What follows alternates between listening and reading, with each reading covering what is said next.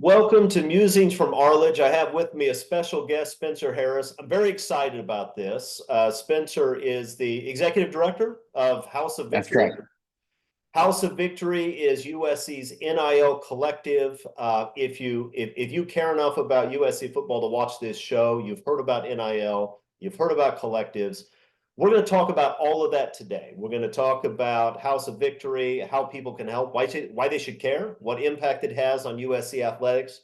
And we'll talk more generally about NIL and what's been going on across the country and how we feel about it and whether it should change. So that's all a big lead in. Spencer, welcome. I'm happy to have you here. Thanks, Chris. Happy to be here. Excited to talk all things NIL and House of Victory and USC. So appreciate you having me on. Let's start with the most important thing then. You are running something called House of Victory. Tell everybody what that is. Yes, House of Victory is USC's donor-led collective that raises funds from passionate USC supporters. It could be alumni, fans, brands, corporate partners in the Southern California community. And we support USC athletes with NIL opportunities. So we take those funds and then pay athletes to participate in an array of NIL services. They could be charitable engagements, like participating in some Boys and Girls Club events or other charitable partners around LA, or it could be more donor-led events where we host a dinner with donors, bring them closer together to the athletes, sign memorabilia, take photos, any number of services like that. All in all, to support athletes with paid opportunities during their time at USC.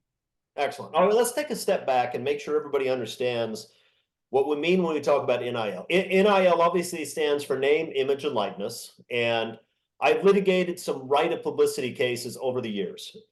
NIL comes from right of publicity. It is the right of a person to control the use of their name, image, and likeness for commercial purposes.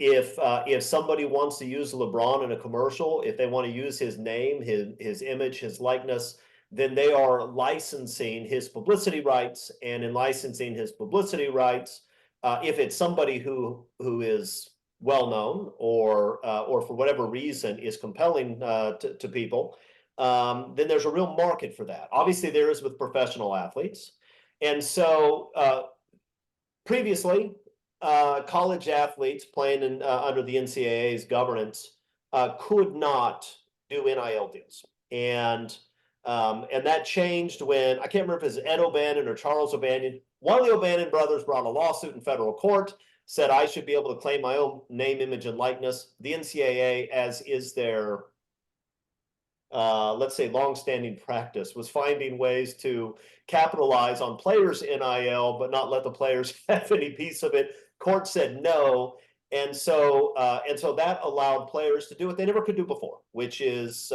do endorsement deals the way professional athletes do.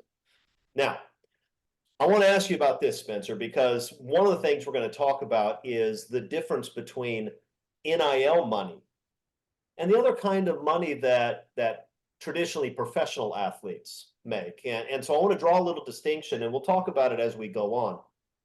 Because I think House of Victory recognizes this distinction in a way that not everybody in the country does.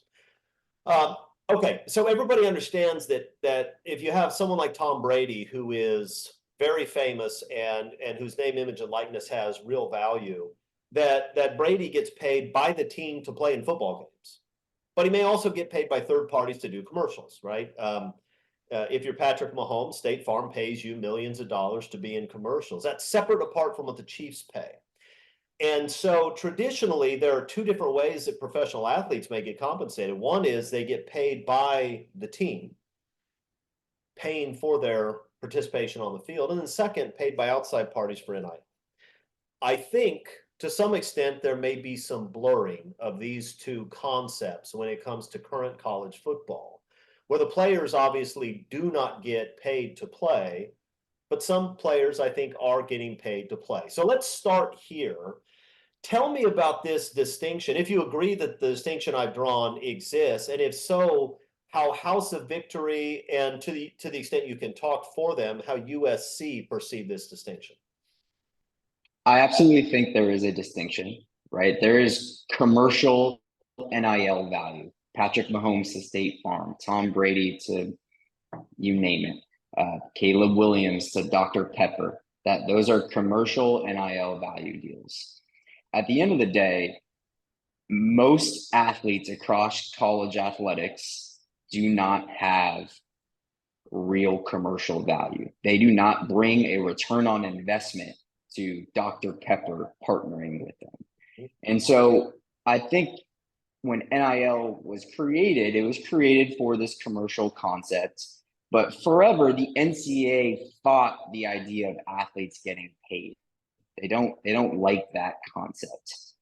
And where it has turned to, well, even if our starting offensive lineman doesn't have commercial NIL value to Dr. Pepper, he has value to USC in our program, and we want to support him for that value and collective value, let's call it, or House of Victory value.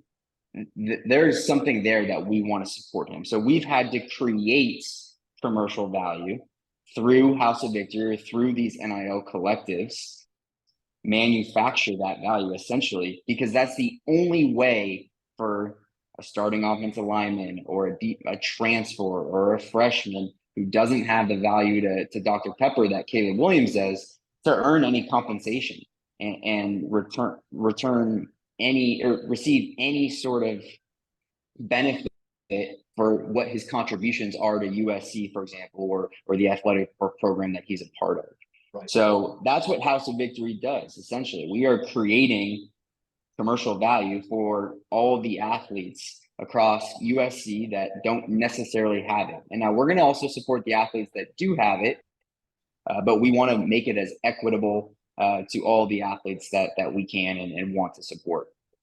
Yeah, and you rightly say that most college athletes don't have significant NIL value because, as I put in the article that I wrote, if you have a high school wide receiver that's a good player and will help a program, but nobody knows who he is, there isn't a corporation out there saying, if we can just land this guy, our sales will go through the roof, right? That happens sometimes. Caleb Williams is an example. Tim Tebow would have been an example. Reggie Bush would have been an example. There are examples today. Livy Dunn, the gymnast at LSU, for different reasons, I think. It's because she's very attractive. But there are college athletes that because of their notoriety or their special skills do have this value, but most don't. And so and this is going to have repercussions, I think, because later on when we're talking about where NIL should go, it makes a comparison to endorsement deals by Tom Brady, not quite an apples to apples comparison when we're talking about NIL deals with college athletes, right? If you're the backup offensive guard for the Tennessee Titans, you're worth real money because Tennessee needs a backup offensive guard. And maybe you're making $600,000 a year. You earn that money. You're worth that. It may be that your NIL value is slight because nobody knows who you are. But in that case, you're getting paid to play because the NCAA doesn't allow players to get paid to play. Essentially, everybody has been scrambling to figure out how to fill this void, right? There's a market value that can't be met because of NCAA rules. And so we're trying to figure out how to meet that. And my impression is that different universities may have different perspectives on what exactly it's okay to do and what's not okay to do. Am I right about that? Well, on the first part, I think is exactly right. These NIL gets blamed a lot. People are uncomfortable with it. They don't like it. Collectives this, collectives that, or you hear the negative news stories. House of Victory and NIL is the only mechanism available to support your non-commercial athletes, let's say. It's the only mechanism because the NCAA failed to put leadership and structure into place to support athletes for the value they bring these universities. Right. So I think it's not fair to blame NIL. NIL is just a term for player compensation because that's the way the NCAA designed or lack of design this new system, which is a multi-billion-dollar industry. Right. As far as No, how no, go ahead. Keep going. as far as how universities interpret the rules, right? I think every school is a little bit different, and there's still gray area in terms of the NCAA guidance. Every state has different rules that they have to abide by. So when we put our structure in place, we have to look at what fits USC and makes sense for USC and their university procedures, what makes sense for the state of California and fits their state procedures, and then what makes sense for the NCAA and fits their procedures. So it's a constant moving target, and the rules change constantly, and we have to continue to evolve and adapt to new guidance because the original guidance really failed to put an even playing field into place. Right, right. Well, let's talk about the importance of this. I think everybody sort of understands that universities that provide NIL opportunities to student athletes are going to, on the whole, be more attractive than those who don't. Obviously, there's more to it than that, right? Can we win? Do I fit in here? Do they have my major? Do I like the coach? There are all kinds of factors. But one of them is NIL opportunities, right? And so if USC is not competitive in the NIL realm, it doesn't mean that they won't be able to land some good football players and good basketball players. They will. But it does mean they're at a pretty significant competitive disadvantage versus schools that are providing real opportunities. Is that a fair statement? And give us your perspective on how important NIL is now in modern college football, college basketball recruiting. It is essential to win championships. You have to have a strong competitive NIL program to win in today's college football, basketball, and across some other sports as well. If you don't, you're taking yourself out of the race essentially. And NIL, it weighs different for every single player. Every recruit, every transfer, every returning player is in a unique situation. Some care more about academics or development or football or NIL, or their family backgrounds are different. We just want to make sure that we give our coaches the resources they need to compete in this space, to check the box, right? USC checks a lot of boxes already. We know that. This NIL box, it has to get checked in a really strong way and give Coach Riley, Enfield, Coach Gottlieb the resources they need. So when they're going to recruit, they know they can count on us to take care of their players. Now, do we need to spend the most amount of money on NIL to win championships? No. And we want to spend the money that our coaches think they need us to spend to win. At the end of the day, we have to win on Saturdays. And we are trusting our head coaches, our athletic department to put all the structure into place to manage their culture, manage their roster, manage all the daily decisions they make to win. And it's not all about NIL. Now, NIL is a big piece of it, right? We have to have this part right. It's not a we want it, it's a need it. We have to have support in this space, but it has to be done in the eyes of who's in charge and who's leading and who wants to manage their program in the right way. Yeah, that makes a lot of sense to me. Now, and you said NIL gets blamed for a lot of things. I actually want to talk to USC fans about this issue for a second, because you see a lot of fans, they get upset USC loses a player to another school, and it used to be that we would have different reasons why they didn't want to choose USC. They don't want to compete. They can't make the academics, right? Every school has their list of reasons why people didn't choose them. Because if you're a fan of USC, it's inconceivable to you that a football player wouldn't want to play here. And it probably does show real character defects. But no, but here's the thing. You'll hear fans say, "Oh, well, we don't want players who are out chasing the bag of money, right?" But hold on a second. In what other multi-billion-dollar industry do the people that actually add the value and make the revenues possible not actually get anything? And in what other industry would we complain that somebody who's being offered 3 times the money at the firm down the street decides to go work there instead of the place that's telling them, well, we're only going to pay you 1/3 as much, but we're looking for the people who just love being here, right? I mean, in our own lives, we don't think that way, and we know it doesn't make sense.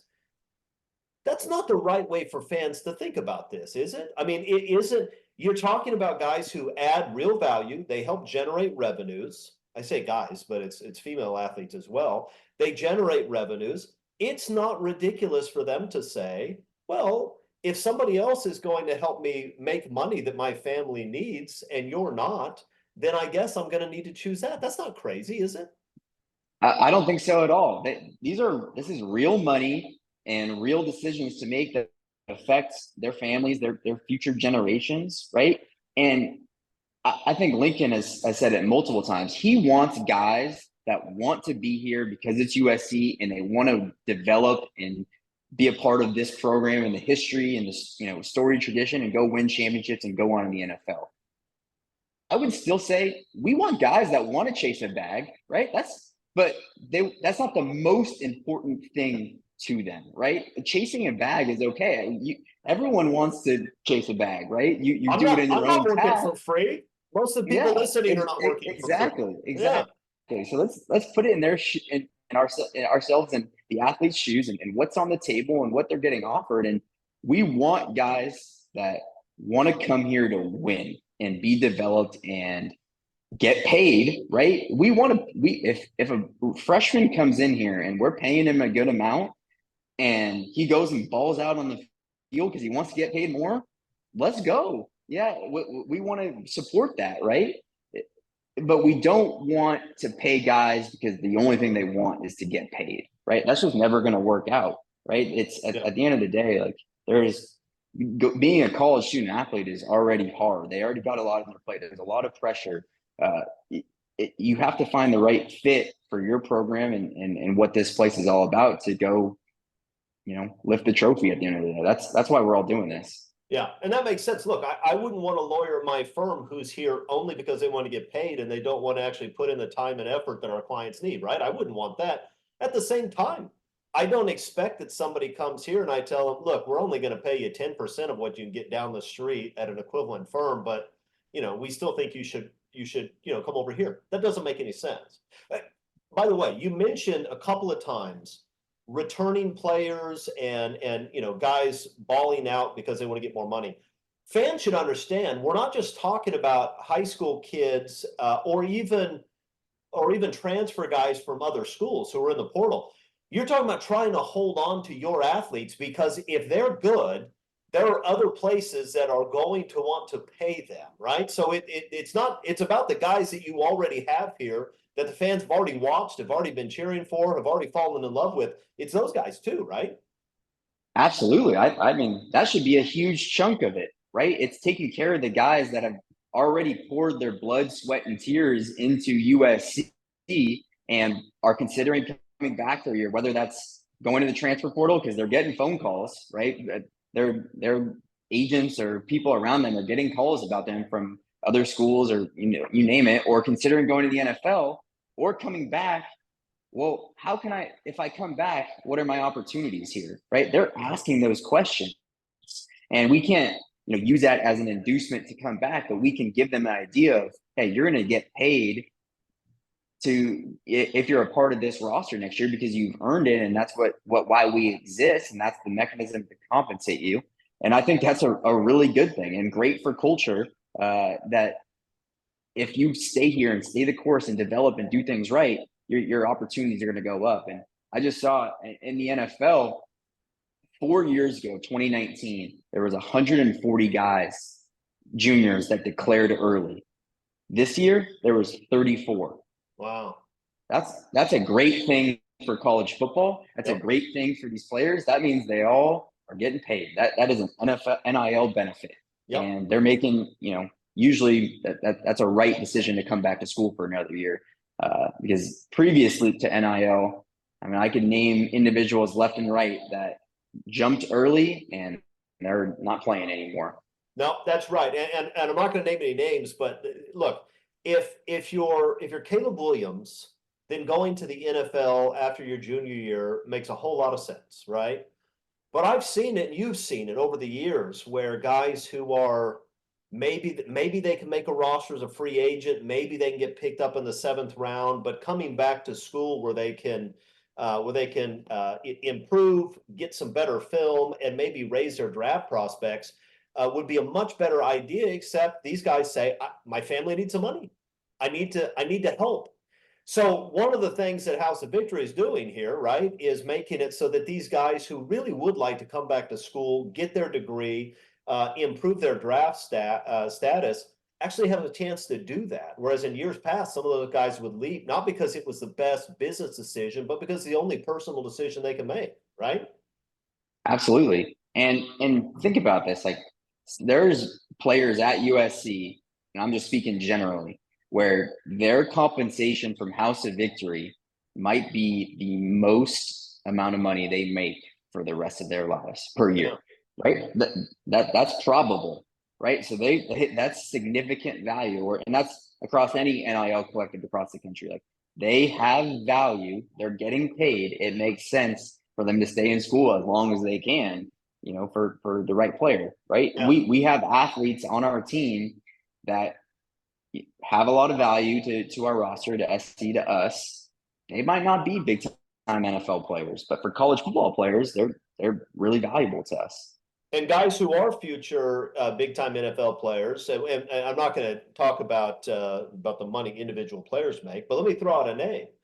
If USC fans liked what they saw from Zachariah Branch as a freshman and want to see what he can do as a sophomore and a junior, just keep in mind, guys, every school in the country wants Branch on their roster. I mean, he was a first team All-American returner for a reason. He's going to be a huge part of the offense in the coming 2 years.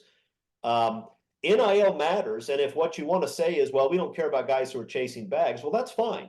And I don't know Zachariah, but if I'm Branch and I was an All-American as a freshman, and every school in the country is saying, hey, we really want you, and I know that they're going to pay me a boatload of money, of course I'm going to be tempted to leave. So I guess what we've established at this point is that if USC fans care about success on the hard court, on the gridiron, wherever, that they're going to need to support House of Victory and these NIL opportunities for players. Now, I know some fans are concerned because from their perspective, this is a common complaint with USC fans.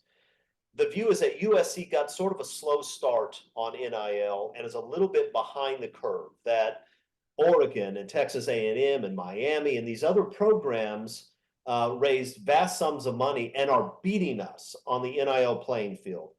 First question, are we getting whipped on the NIL playing field? And two, if so, what is it that we can do about that?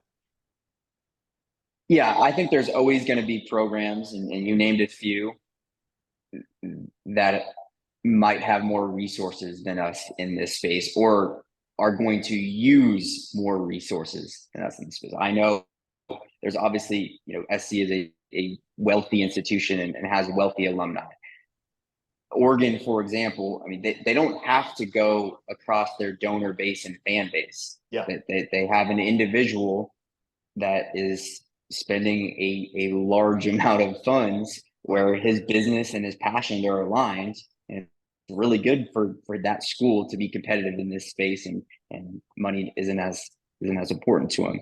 That being said, it takes alignment from the top down, university, board of trustees, president, athletic director, head coaches, collective, to understand how to support in this space and make sure that they can put their full weight behind it in a compliant way, because there are limitations on how they can be involved.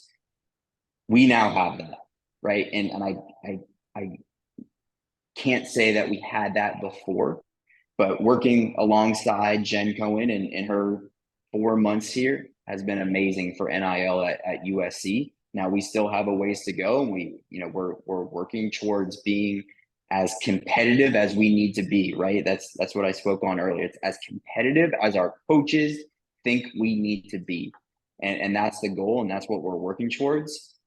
But it takes real money, right? And we're making a big internal fundraising push, and we feel confident that we're going to hit our fundraising goals for 2024. And we're most of the way there, but it takes support, right? This is donor-led collective, right? It takes fans, it takes people being involved and making a commitment to this thing and knowing that their dollars are directly impacting what you want to see on the field, which is wins. And that's the best part of NIL is, hey, when you give the House of Victory, it's going towards getting the best talent on the field or on the court or whatever your favorite sport is, and impacting our chances of success, right?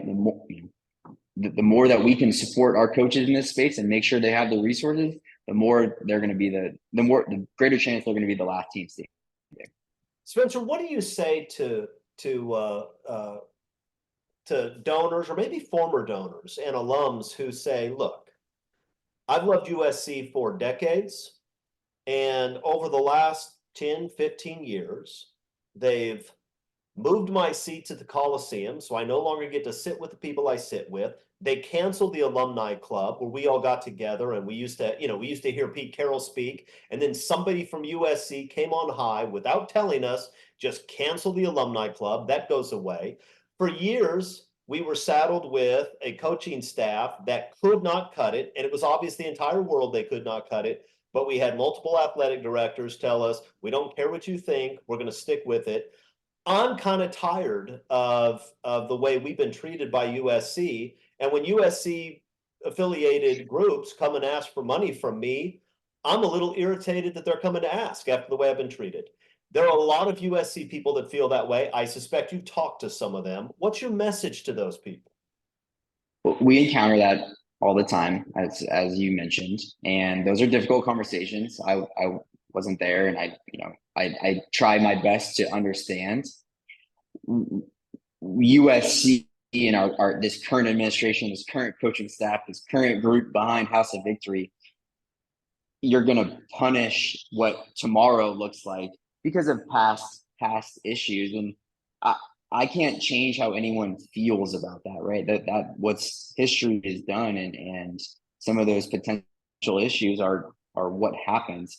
Do you want to be a part of the solution, right? Do you want to make sure that USC can get back to what those early 2000s teams look like and the level that we all expect USC to be at? Everyone on here, everyone listening, everyone across the USC fan base wants to see USC win.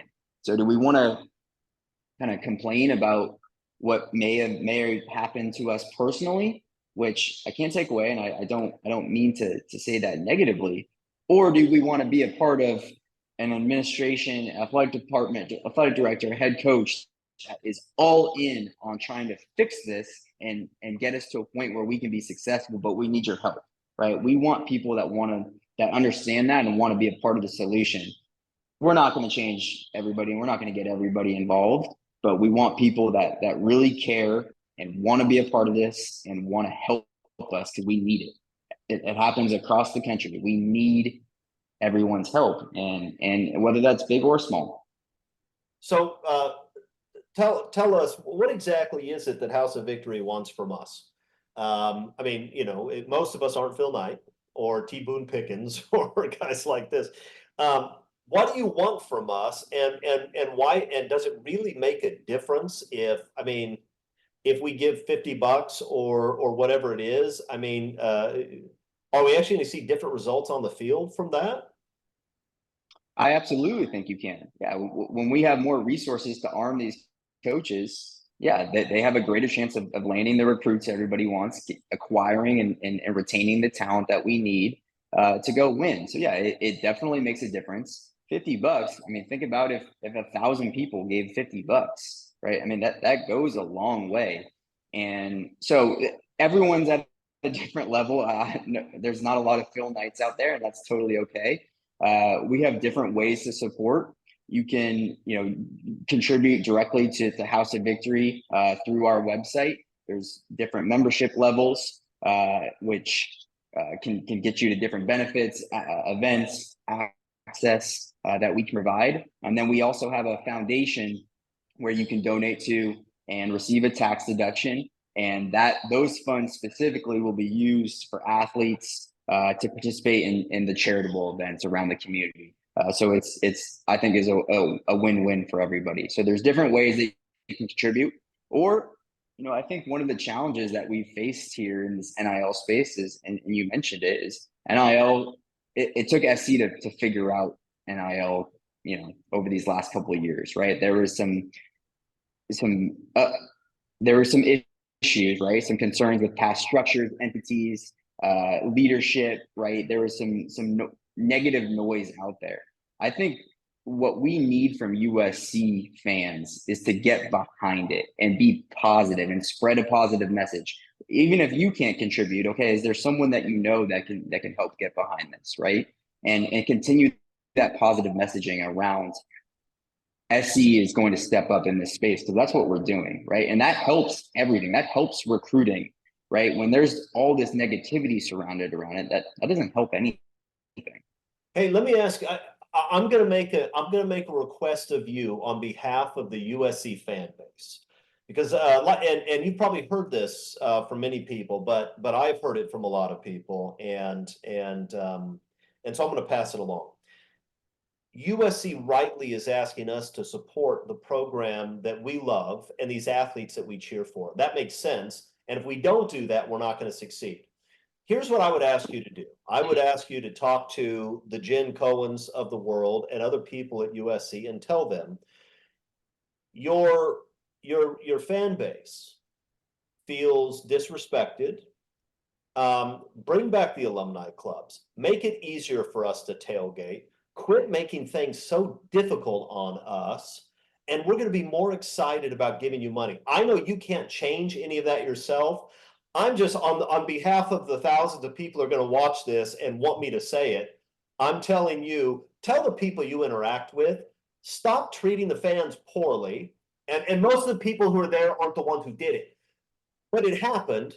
Treat us better, and we're going to be more excited about taking phone calls from Spencer and his group. Can you pass that along? Yeah, I'm happy to, and I'm with you there. Like, I mean, I tailgate too. We have our own tailgate. Like, there's challenges that we have to go through too, because we're still technically an outside organization, and I hear about the alumni clubs all the time. We are right there with you. Our group has their own gripes with USC over the last 20 years. And I want to say one thing too, like this concept of supporting the collective, it's not a call for desperation. If you don't want to support it, don't support it, right? But I think where people get confused is you support USC when you buy a t-shirt or that, that quarter zip, or when you buy a parking pass, or when you go to the game. None of those dollars go to the athletes, right? It goes to the school. So you're already paying the school. This is just another category that if when you go and buy your seat and you want to see a product on the field, that's a big piece of your happiness that day, right? Yeah. Whether we have a W or an L in the column, this is just a new category that we have to step up in if you want to be a part of that success. Do you get pushback from USC and other departments of USC because you're seen as a competitor for the dollars that they're trying to raise for their programs? And if so, how do you deal with that? We don't right now, because we have alignment from our athletic department, and we have enough. And Jen, she knows that if you, as we discussed earlier, if you're not competitive in this space, we have no chance of winning. And so she wants to win in all of our sports.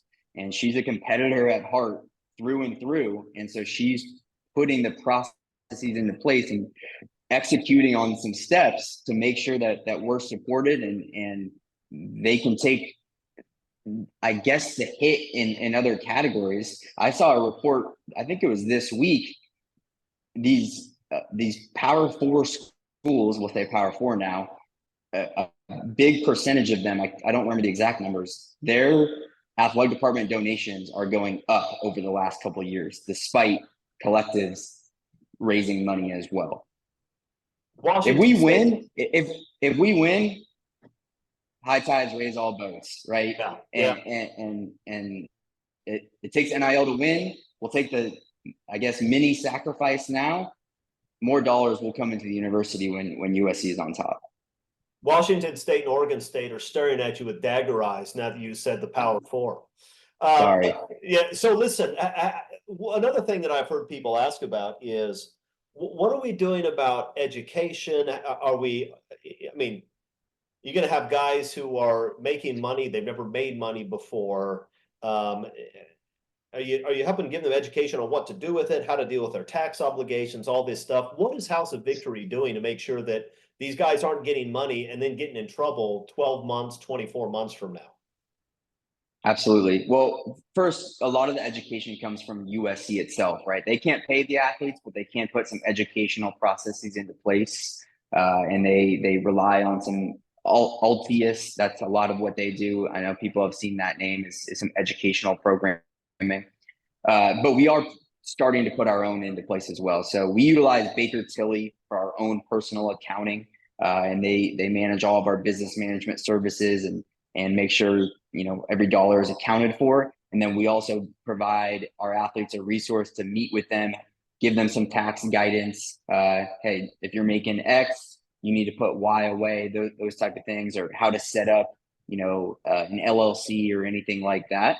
And then we're looking to expand in this space as well. I was actually at the offices of Merrill Lynch yesterday, meeting with some financial advisors if we can put a program into place to help take start off with a select group of tier one athletes that are making above a certain amount. Can we give them some one-on-one guidance on, okay, what can you do to save some money, invest, think about the future, how much should you spend every month? So we're again, I think it's still in its infancy stages, but we're thinking about it. We have people that want to help.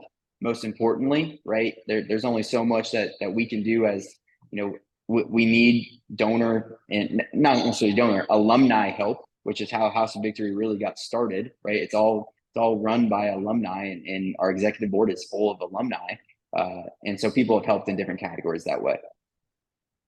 You've mentioned a few times that you're trying to get the coaches what they need. You talked about alignment between House of Victory and the university. You've also talked about the limitations you have in terms of coordinating with the university and pointed out that you're still an outside institution. I want to talk about what strikes me as the most absurd thing about this whole deal. The NCAA for a long time denied compensation. They still deny pay for play. For example, the salary that a professional football player would get from their franchise. And so we've set up a situation where in order to be successful, you have to be able to supply NIL opportunities. But to some extent, the NCAA is telling the university, you can't be involved in the NIL opportunities, right? You can't coordinate this stuff. Florida State's in trouble because an assistant coach drives a guy to a meeting. Isn't that ridiculous? I mean, ultimately, to recognize that the universities have to supply financial opportunities that the players have earned, right? They deserve. They're generating revenues. And also to tell them, but you can't be directly involved. Doesn't that just mean that we have the possibility that you have people running around on behalf of the university that maybe shouldn't be? Maybe they're not the most honest actors. Maybe we don't know exactly what they're doing with the money they're raising. Isn't it about time that the NCAA got rid of that ridiculous rule and simply said, if you have a collective university, that's fine. You raise money, you pay players, and let's quit putting people in a position where either you have agents operating on behalf of the university without direction, or you have the university giving them too much direction to make sure they're doing things right, in which case the university gets in trouble. Isn't that ridiculous? Yeah, I mean, the NCAA has fought and fought and fought and fought, and they continue to do so. And the new president has started to shift some messaging and some language, and I think that's a really positive step. But yeah, they've put policies into place that you're asking people to break the rules, essentially, because it's either happening or they want it to happen. And so I think it's going to continue to evolve. This space is going to change. The NCAA, whether it's the NCAA loosening up on their guidance or a new entity forming, I don't know, right? But it's going to evolve where the schools are going to be more involved, whether that's directly paying the athletes, which I think is a good thing and something that should have happened a couple of years ago. But yes, some of these rules that are put into place, you're just asking for trouble for no reason. You're asking for people to break the rules, number one. And number two, the rules are being promulgated by an organization that's kind of a corpse at this point. And you don't have to comment on this if you don't want to. But what the courts have said about the NCAA, what the Supreme Court said recently about the NCAA, leads me to believe that the first time somebody challenges one of these NCAA rules, the NCAA will either fold or probably get a court opinion that is extraordinarily harsh on them and greatly limits their ability to do anything. So we're sort of in this weird place because NIL is allowed, it's important. We have rules that govern it, but we have a governing body that doesn't really do a very good job of setting the rules, and we don't know whether they can enforce them. I mean, it's kind of the Wild West right now as a result, is it not? Yeah, I don't love the term Wild West because I do think, maybe 2, 3 years ago it was the Wild West, and I think it has come a long way from there, and there is more structure in place. That being said, we have a lot of progress needs to get made, and I agree that the NCAA does not have a lot of bite, and I think that's why they're kind of begging the federal government to step in, and the federal government has said, we might, if we can all agree to pass something, but you're probably not going to like it either, right? Which there's just so much uncertainty about what the future looks like.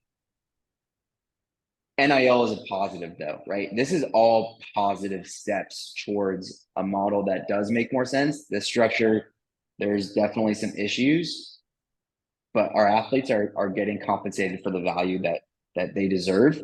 Whether it's the right mechanism to do it or it should slightly change or the right governing body, that's for the ADs and the presidents to continue to figure out, or in the conferences, right? I think that's a big piece of it, is as we change to this new, Big Ten SEC TV dollar model, where that is really dominating the power. I think we're just going to continue to see more positive change. Has the move to the Big Ten, or the imminent move to the Big Ten, changed House of Victory's ability to raise money? Or, I mean, you've been doing this. I can't remember whether you started working in the NIL space before or after the announcement was made, but is the move to the Big Ten raising excitement and making it easier to generate revenues from people?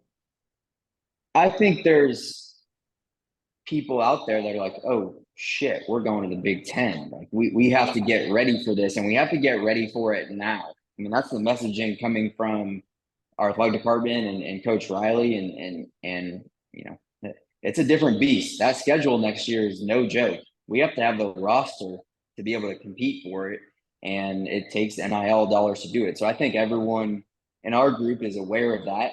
Has it led to more dollars? I hope so. It's hard to say it's a straight conversion from that, but people recognize the challenges ahead and what type of conference we're entering.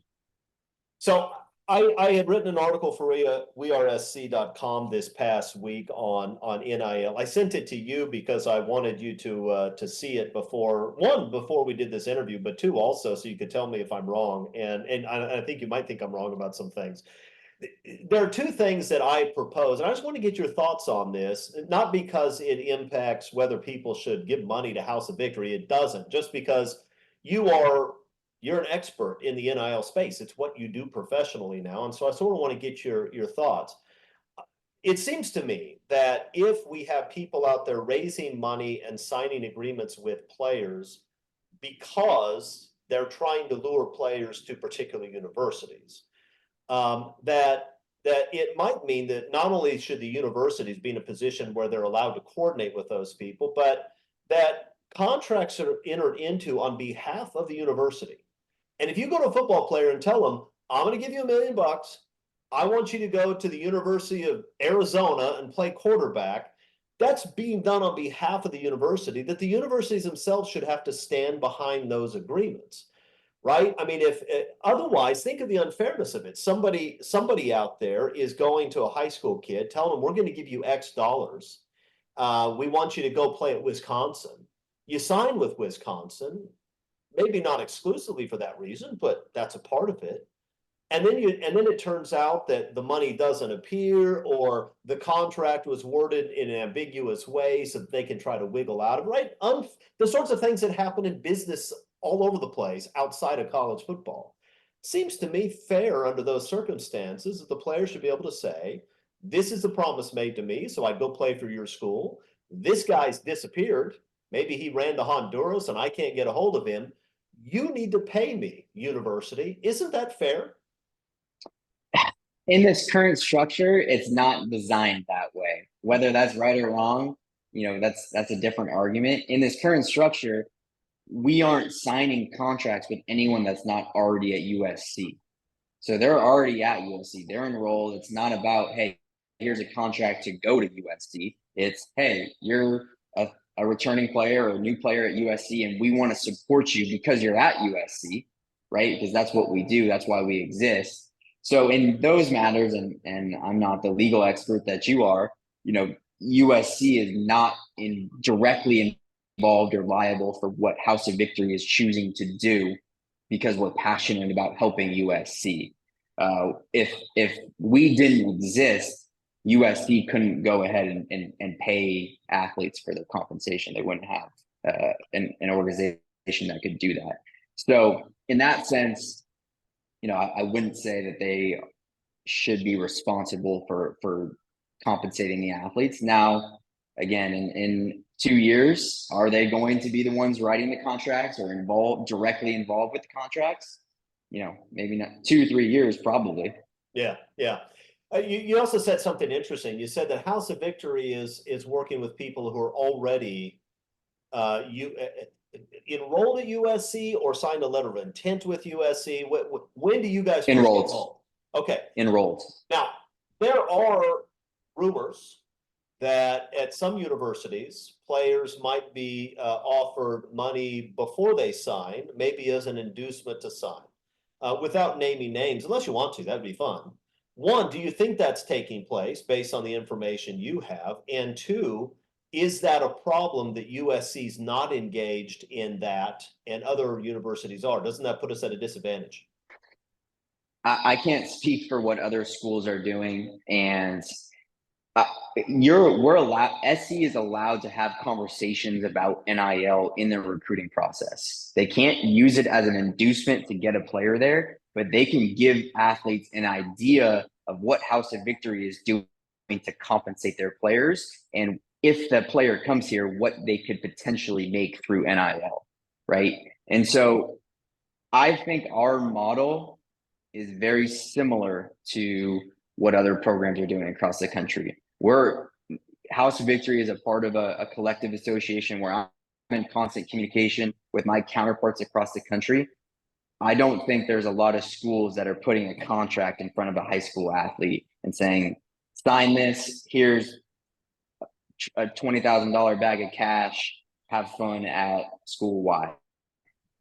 I don't think that's happening as we may assume on social media, or may have happened in the past, right? Because we're aware of some schools in a certain region that may have participated in that type of activity. NIL, it's all legal now to do it the way that we're doing it. So it's, in my view, it's taken some of that out of the game because there's no reason to risk some of that activity, right? Like it's really easy to sit behind a computer and say, why aren't we doing that, right? Well, that's no risk for you to hit send on that. That's risk for House of Victory, for our very successful executive board or Lincoln or any of our coaches to do that, to lose their jobs and their livelihood or tarnish the university or whatever it is. And that's why that activity doesn't exist.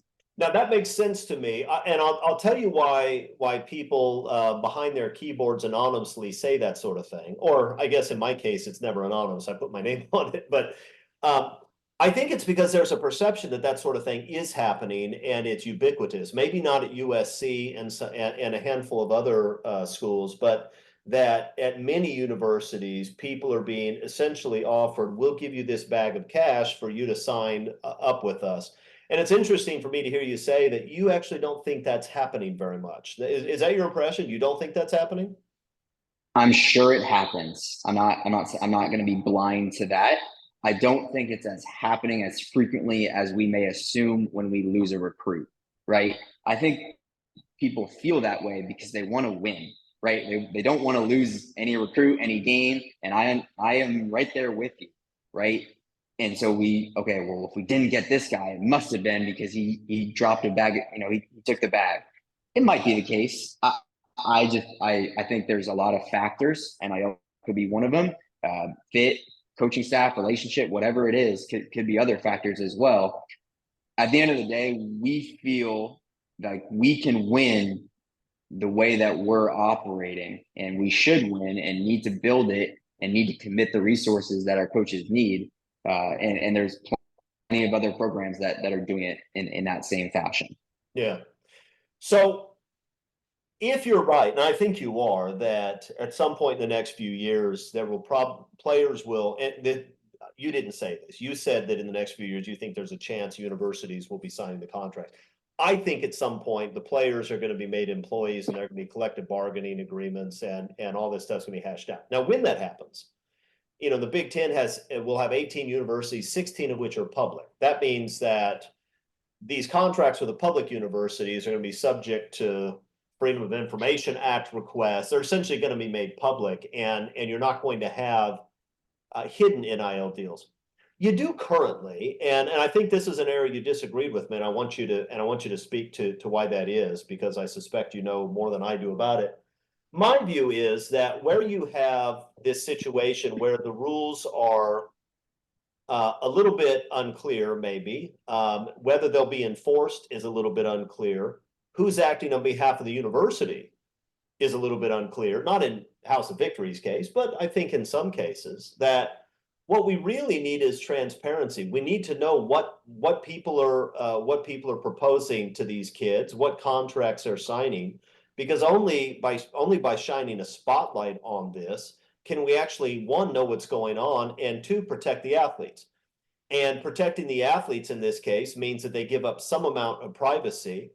But if you're talking about NIL, where you're talking about playing a very public game and licensing your name, image, and license publicly in order to make money, and you're talking about people in a lot of cases who want to go play professional sports where your salary is public, that the privacy interest seems slight to me. And the need for transparency and actually understanding what's going on strikes me as more compelling. I think you disagree with me on that. So tell me why I'm wrong. I just don't like the concept of treating these student athletes differently, right? Because we want to know, right? Everyone wants, I want to know what Patrick Mahomes made from State Farm. I can't find that out. That's a private contract between Mahomes and State Farm. And I think these NIL deals in this current structure are no different. Now, again, it may change where if the universities are directly compensating and you can find that information, sure. But in today's world, this concept of transparency and needing to know, it just comes off as, to me, like the NCAA has always tried to do, is like, no, we're going to treat them differently because we want to treat, because we decide to, right? The dollars are going to come to us.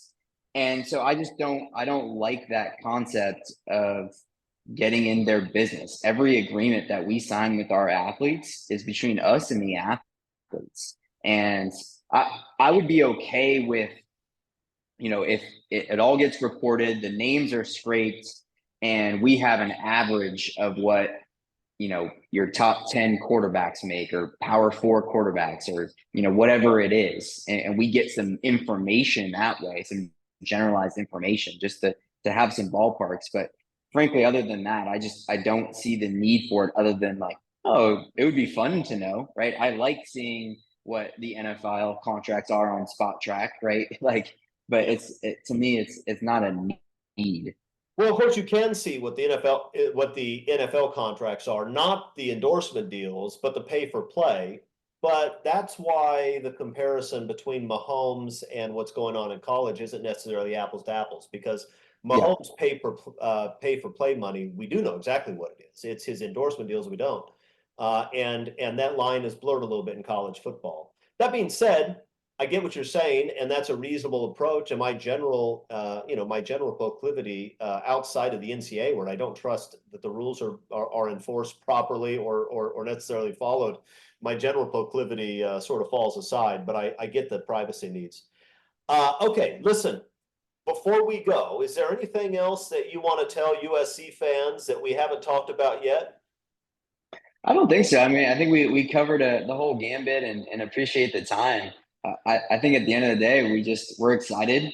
We've come a long way. NIL at USC has come a long way, and we're in this to support Lincoln and our other coaches and Jen and make sure that we can build something that everyone here can be proud of. That is why we exist, and there's a lot of people working behind the scenes every single day to make sure that we can do that.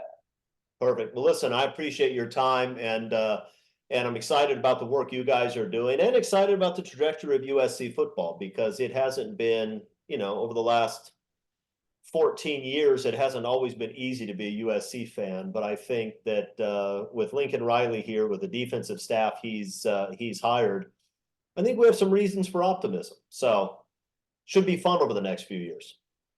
I'm looking forward to it. I agree. Thank you, my friend. We'll talk soon. All right. Have a great day. Bye.